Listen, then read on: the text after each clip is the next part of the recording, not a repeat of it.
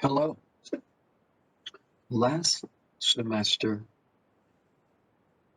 we explored various formalist versions of legal theory and found them all insufficient, incomplete, naive, unworkable.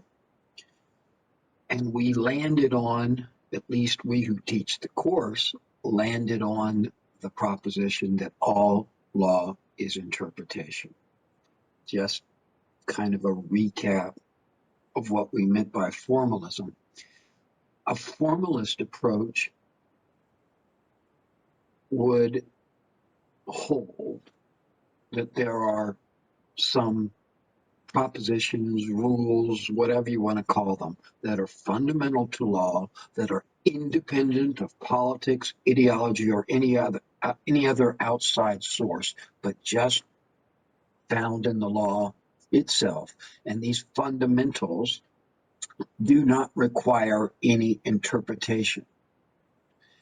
They are the source by which we evaluate any efforts at interpretation. A formalist view of law would hold that there is a right answer to every legal question.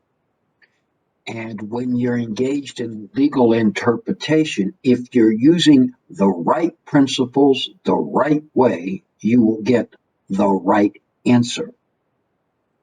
As I mentioned, as I said, we've found that naive and dysfunctional because everything's interpretation. Even how you interpret the rules of interpretation is an interpretation. It's interpretation all the way down. You can never escape the interpretive process. That's where we landed.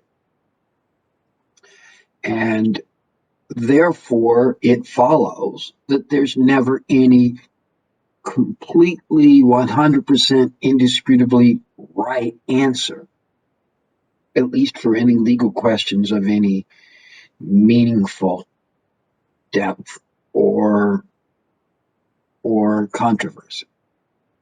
That there's never a right interpretation, there's just interpretation all the way down. Even the right way to interpret things itself is an interpretive process. Okay. And then we come face on with the current United States Supreme Court. For the last 20 years, as it's grown increasingly conservative, and with now a 6-3 majority of really hardcore conservatives, it's not only moved to the right, but it's also begun to issue more and more opinions that lawyers tend to feel are not just very right wing, but also very insufficient as legal analysis. That it's not just that we disagree with them because of their politics, but we disagree that they are even doing law in any correct way.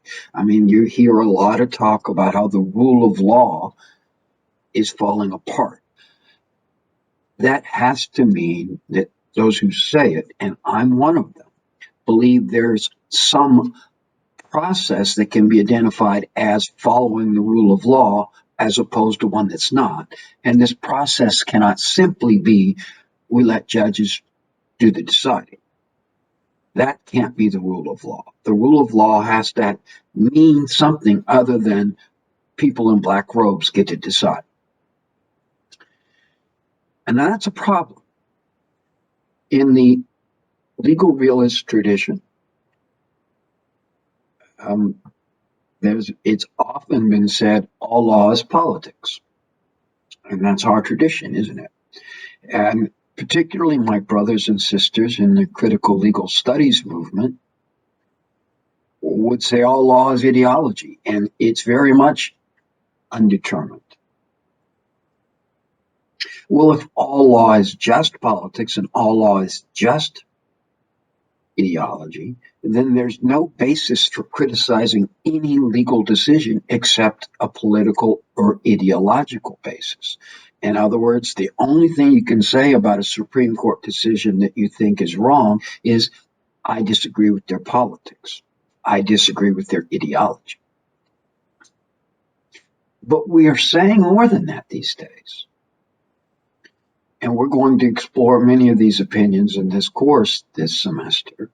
And we're not just saying, oh, we disagree with their politics. We're saying they're doing something wrong in their interpretation, that their interpretation is not just incorrect politically, but somehow doesn't count as sound legal interpretation, even though we admit there's no one correct legal interpretation. There isn't one correct legal interpretation, but there are boundaries of the interpretive process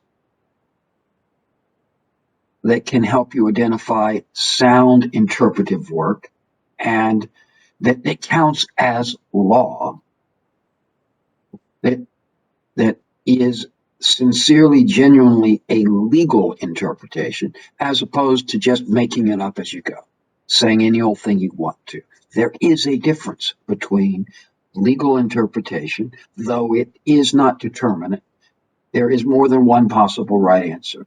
There is a difference between the process of legal interpretation and just making it up as you go.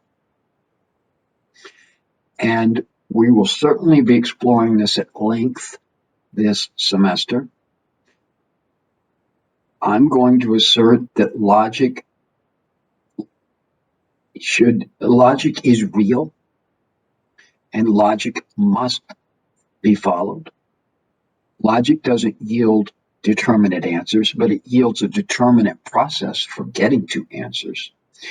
Logic demands that if we're going to hold that all men are mortal and Socrates is a man, then logic demands that we say Socrates is immortal. And the rules of logic apply to law. And there's some rules of consistency and other practices that count as sincere, good faith legal interpretation, even though we may radically disagree on results. And there are things that just don't count as sincere legal interpretation. And we'll talk about this a lot, but I want to be able to, as a starting point right now, I'm going to prove that there has to be a difference between simply good legal interpretation that counts as legal interpretation versus just making it up. There is a difference, and everyone would agree. A ridiculous case that proves what I just said. Imagine a statute that says no talking on your cell phone while driving a car, and it makes it a crime punishable by a fine of $200. And imagine a judge who hates the defendant on a personal level, finds a defendant guilty of that crime because the defendant owned a cell phone and owned a car, though there was no evidence whatsoever that that defendant used the cell phone ever or used the car ever, let alone both at the same time.